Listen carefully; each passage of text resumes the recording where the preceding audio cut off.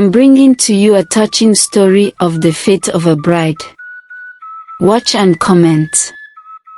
The sun bathed the village of Ikot Obio Itam in gold that morning, and excitement buzzed in the air like a drumbeat. It was the long-awaited day for Ekaette's traditional marriage, the Uzendu, a ceremony sacred to the Ibibio people of Akwa Ibom State. The compound was alive. Women moved in rhythm, tying geli, adjusting beads, setting chairs. Large pots of ofang, editan, and atimas soup steamed over firewood. The sound of a talking drum echoed faintly from a nearby compound, mixing with the laughter of children and the clinking of plates. Ekaette sat in her mother's room, glowing. Her face was carefully dusted with light makeup, her wrapper tied tightly around her waist. Coral beads crowned her neck. Her heart pounded with excitement. "He should be on the way now," Ekaette whispered, smiling at her cousin. But what Ekaette did not know was that many kilometers away, Ephraim, her supposed groom, was packing a small black nylon bag with trembling hands. A toothbrush. 2 shirts. One old envelope containing a note. 2 weeks earlier, the list had come. Wrapped in a yellow paper and sealed with a palm frond. It was given to Ephraim with seriousness. Inside, the demands sat like a mountain. 2 goats, one for the father, one for the family elders. 20 tubers of yam. Crates of soft drinks, beer, malt. Snuff and tobacco for the elderly. Cloth wrappers for the mother, aunties, and sisters. Suitcase of clothes for the bride. A pig, optional, but preferred. Cash items. Bride price, 1,500,000 Nigerian nairas. Mother's list. Mother's waste money, 1 million Nigerian nairas. 1 big gorge.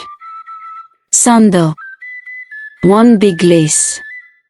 6 pieces of underwear. 1 wristwatch. 1 dozen of pants. 1 big mirror. 1 handbag. 1 umbrella. A piece of blouse lace. 1 lady motorcycle. Father list. Father's walking stick. Fruit of interest. 6 bottles of gin. 1 carton of assorted wine. 10 carts of beer.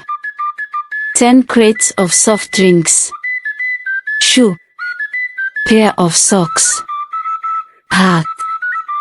Dozen of single. Big towel. Wristwatch. Uncle's greeting, 20,000 Nigerian nairas.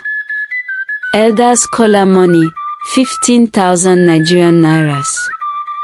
Gate opening fee, 5,000 Nigerian nairas. And the list went on and on and on. Ephraim nearly dropped the paper. "I thought this was tradition," he murmured. "Not punishment." He had saved 70,000 Nigerian nairas. That was it. Not even enough for the goats. His friends laughed when he asked for loans. His boss at the school where he taught told him bluntly, "This is why men from the city marry girls from their own level. Village love is expensive." He sold his TV. He pawned his phone. He begged. He borrowed. But it still wasn't enough. He called Ekaette a few days before the event. "Ike baby," he said. "Can you speak to your parents?" Maybe they can reduce the list. Maybe. But Ekaette's voice changed. My father said that if you can't handle the list, you're not ready to marry me. This is custom, Ephraim. Others did it, why can't you? Back to the day. The compound grew quieter as the hours passed. Guests glanced at their watches.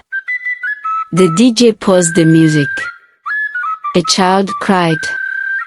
Then the whisper started. Has he lost the way? Maybe their car broke down. Maybe they went to get more palm wine. Ekaette's father paced. Her uncles were furious. By evening, the food was cold. The sun had gone.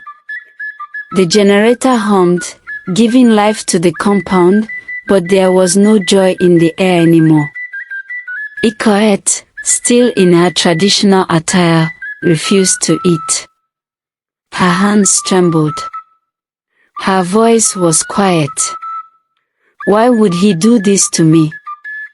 Her cousin tried to console her. Maybe he's coming late. But deep down, Ekaette knew. She sat outside at 11:43 p.m., under the mango tree, holding her wrapper tightly. He was not coming. The next morning, at sunrise, word spread fast, Ephraim had left Uyo. His neighbor found a note under the door. To Ekaette. I love you. But your people want a provider, not a partner. I tried. I failed. Maybe one day, you'll understand. I'm not ashamed of being poor. I'm only ashamed that my love wasn't enough. Ephraim. That day, no one spoke in Ekaette's house. The wrappers were folded. The leftover meat was packed away. Chairs were stacked. The elders said their goodbyes with tight faces. Some blamed the family for being too greedy. Others blamed Ephraim for being a coward. But the silence between them all was the loudest. 1 month later, Ekaette returned to teaching in the local school, but something in her had changed. Her laughter was smaller. Her gaze lingered longer on the horizon. And Ephraim, no one knew where he went. But some nights, under the stars, Ekaette would wonder. If the list had been lighter, would love have been enough? Would you like a continuation where they reunite in the future, or should it remain a heartbreak story? Ikot Obio Itam. Can this problem be solved ever?